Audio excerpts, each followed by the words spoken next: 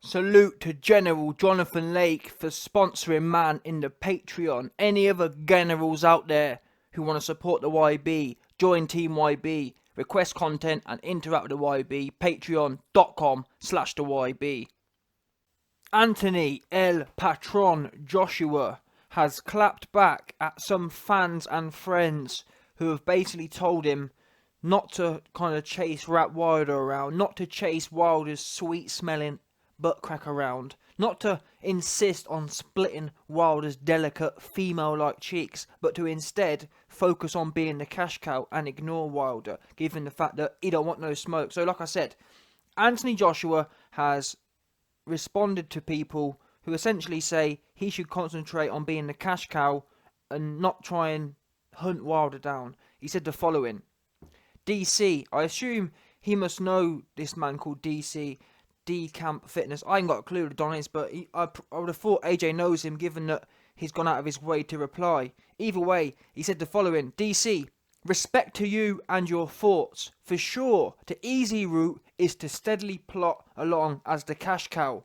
But as you can see, in respect of my competitors, that's not the case. I want to challenge myself, and with that comes challenges and rewards. To fight Beyonce or any champion is a blessing to the boxing gods, and even better, we get to go at it 2 times. Excuse the pun. Nothing to lose, but everything to gain. One of the best things about this situation is boxing wins. Our legacy wins. Our mindset wins. I never mentioned losing because it's not in my DNA. Personally, I feel it's a win-win situation for boxing. I'll gladly defend and beat another champion. Wilder might be the 5th heavyweight champion of the world I would have defeated, and I relish the thought of doing it in such a short time. 24 fights and 6 years in the making. I will be king one more time. So we just heard there from AJ himself, and this is what separates separates Anthony Joshua from Deontay Wilder and any other champion. Never mind nothing else. What we know is categorically Fury. People can call him unified champion, but was he really unified champion? Beating one guy, in my opinion, doesn't really make you unified champion because you've just collected all the belts in one fell swoop. Does that make sense? It's not like I beat one guy, I beat another guy, I beat the other guy. A true unified champion is what AJ does. Wins one belt, Charles Martin, who once again is an individual who Wilder didn't want no parts of. Wilder and Charles Martin were in the same promotional outfit. Why didn't that fight happen? I tell you why. Wilder didn't want it. Wilder wasn't even confident enough to beat Charles Martin. I'm not being funny either. I reckon that's a good fight. Let's call a spade a spade. Bearing in mind we've seen Wilder get his head boxed off by people who went on. People can sit there and laugh. People can sit there and laugh at the way AJ knocked Charles Martin out. But let's get it right. What do we know? When Charles Martin got in the ring against AJ, Tyson Fury had about 10 grand on him. No joke. Tyson Fury was backing Charles Martin to box AJ's head off. So everyone can sit and laugh about, AJ knocked Charles Martin out and, Charles Martin this, Charles Martin that. Charles Martin walks himself like a god. Everyone can laugh at it, but the bottom line is, before AJ did what he did to him, no one was laughing. In fact, Tyson Fury was betting on him. In fact, Deontay Wilder didn't want to fight his stablemate. Didn't want to do it. And that's the truth of it. Fury was betting on Charles Martin because he believed Charles Martin was going to give AJ a boxing lesson. Wilder didn't want to fight his stablemate because he knew he would get a boxing lesson off Charles Martin. Now, as it happens, AJ goes in there, schools the guy, and afterwards, Charles Martin, he's no good. And then obviously, you got Deontay Wilder piping up talking about, Charles Martin, he ain't no good, and all this goofy stuff. Well, neither of them two wanted any from him, did they? Because it got myself now. Wait a minute. Just quickly. Charles Martin had the belt. I don't remember hearing Fury calling out Charles Martin. I don't remember hearing Wilder, his own stablemate. We know Al Heyman loves to make in-house fights. What happened to that then? Where was Charles Martin versus Wilder? Seriously, where was it? I'll tell you where it was. Charles Martin versus Wilder was in the same place Wilder versus Vlad was. Nowhere. Didn't want it. I'll tell you this for free. I spoke to Shelley Winkle. And I said, Shelley Winkle, everyone knows you bottled the Wilder versus Vlad fight. But what happened to Wilder versus Charles Martin, and he said, Deontay Wilder, he's a little baby. He's a little baby. So there you go, you heard the recording there. It's because the only thing we hear about from Wilder's team, when it comes to any half-sharp fight, Wilder, he's a 35-year-old baby. He's the oldest heavyweight champion baby. The dude's 35 years old, about 30 defences in, and he's still a baby. Anyway, that's just the first one. AJ comes along, whoops up the guy no one wanted problems with, Charles Martin. Then what does he do? He goes on, whoops up another guy. This is actually scary, you know. AJ whoops up Charles Martin, someone neither of them two wanted no smoke with. Then he goes on and whoops another guy, which neither of them two wanted no smoke with. Who was next? It was Vladimir Klitschko, the man that Fury ducked the rematch with, did he not? Yeah? And never mind that, fair play to Fury. At least Fury, whatever I say about Fury, whilst it remains 100% factual, please don't get the feeling that I'm putting Wilder in the same category as Fury. Fury and Wilder are levels apart. Yeah?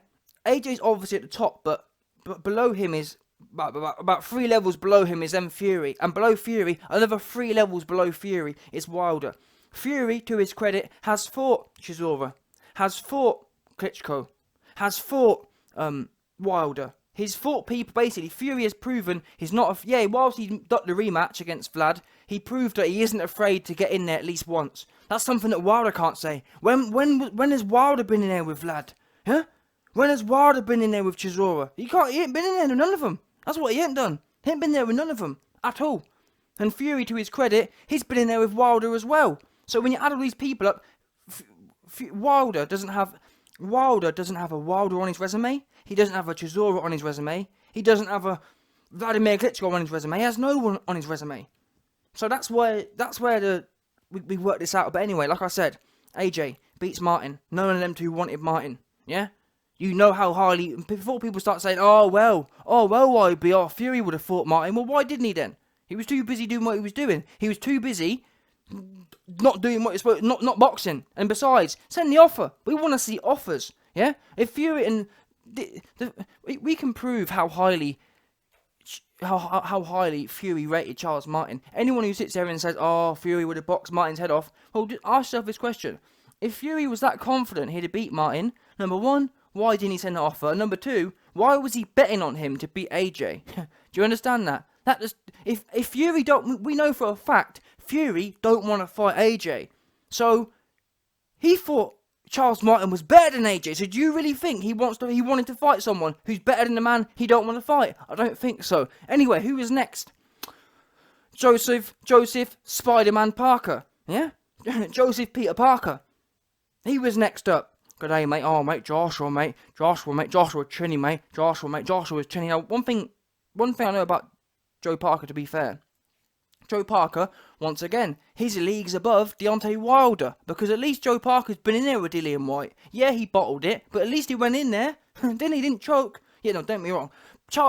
Parker knows. Parker, to be honest, he does choke. Yeah, sometimes Parker chokes, but to be fair to him, unlike when it comes to levels, at least Parker, choke or no choke, he does get in there with the best. Dillian White got in there, got whooped up, but still got in there. AJ got whooped up, bottled it, but still got in there. They're two fighters. They're two people who Wilder flat out will not get in there with. Wilder's literally about 30 places to the bottom of the list. Seriously, in terms of true competitive nature, we've just read the quotes there from AJ, and this is what I'm getting at.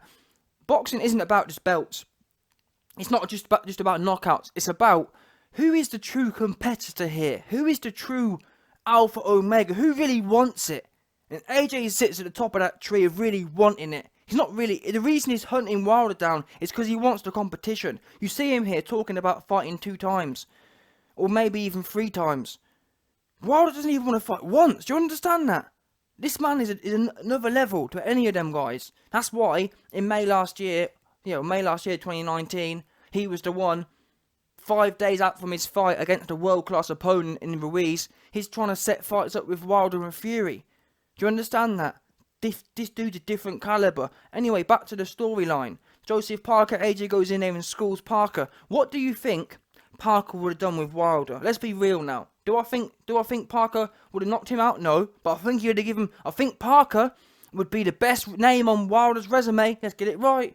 Parker hits harder than... I think Parker's a more dangerous fighter than Fury. Simple as that. Yeah, Parker ain't got much power either, but still, he's more... Look at how Parker did Hughie Fury. And that's another point. People sitting there saying whatever. Never mind what Parker would do with Wilder.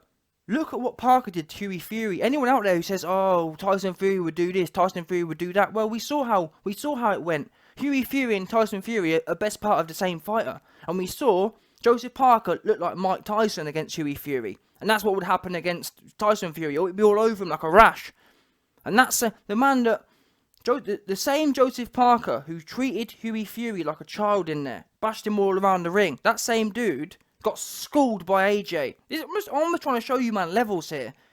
AJ turns up and schools people. The same people who Wilder and Fury are running from, and or don't want to fight, and or would get schooled by. He's treating him.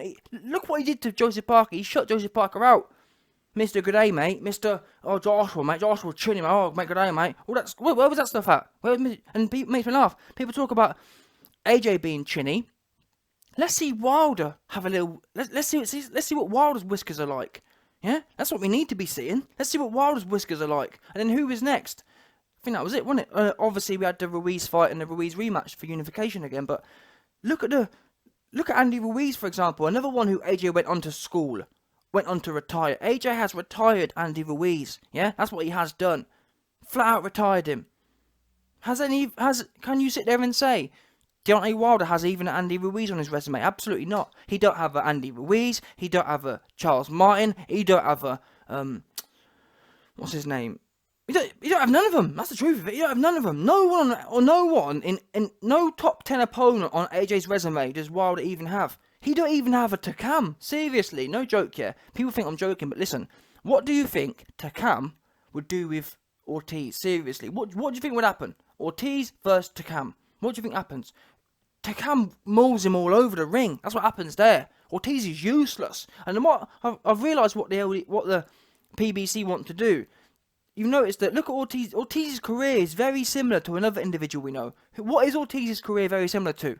Ortiz's career is similar to Deontay Wilder's. What they do, how they're able to create these boogeymen. Oh man, Deontay Wilder's a boogeyman. Oh, Luis Ortiz is a boogeyman. What they do is, they get fighters, and these fighters are literally really old. Look, Wilder's 35 years old. He's old, man. Yeah? By 35 years old, most people are like 10 years into their successful career. Whereas Wilder's hasn't even started. Seriously. Most people at 35 years old are 10 years into their successful World Championship career. Instead, Wilder's still yet to fight someone who's got dangerous punching power. Ortiz, never mind 10 years into your successful career, Ortiz is 50, 60, 73 years old. He's 40 years into his professional career. What people was Ortiz fought? He fought Deontay Wilder. Wow, you've got one name on your resume and you got knocked out twice by him. And it's the Big Boogeyman. The Big Boogeyman has had one half-sharp fight and he got knocked out and got put in the gynecological test position. That's what happened there, yeah? He got sent to the oncology unit. They were about to test him out. That's what happened to him, yeah? Straight on his back, heels into his butt, and his legs spread wide open. What good's that? The Big Boogeyman. I don't know. All I know is this, yeah? No boogeyman of mine is on their back with their legs up, ready to give birth, yeah? People can say, oh, AJ's chinny. Never mind AJ's chinny. You need to worry about your boogeyman being chinny. Your so-called boogeyman, anytime he's in there with anyone half sharp, it ends up on his back. That's what happens to him. The same boogeyman who goes life and death with Dave Allen. Yeah? Big bad boogeyman. Where was the big bad boogeyman when Dave Allen finished the fight on his feet? Where was he at? Do you think Dave Allen finishes the fight on his feet against AJ? I don't think so. Yeah? We've seen... I don't even want to see that fight, because it's not... AJ's 20 miles above that in his career, but still. Ortiz is 50 years old, and he's fighting Dave Allen. What's going on there?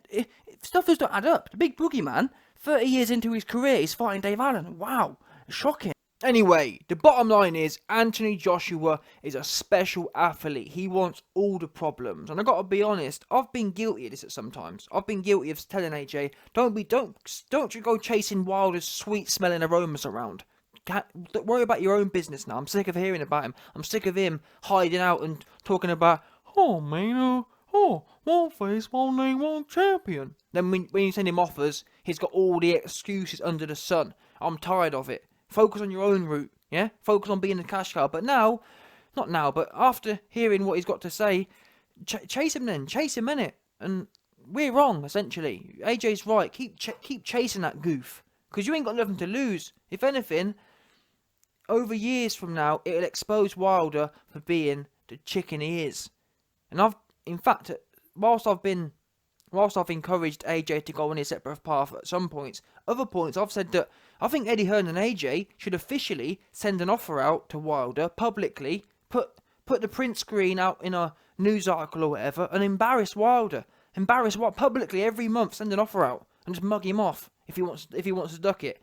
Make a big song and dance out of it, because if nothing else, it'll turn the situation into a comedy act at Wilder's expense.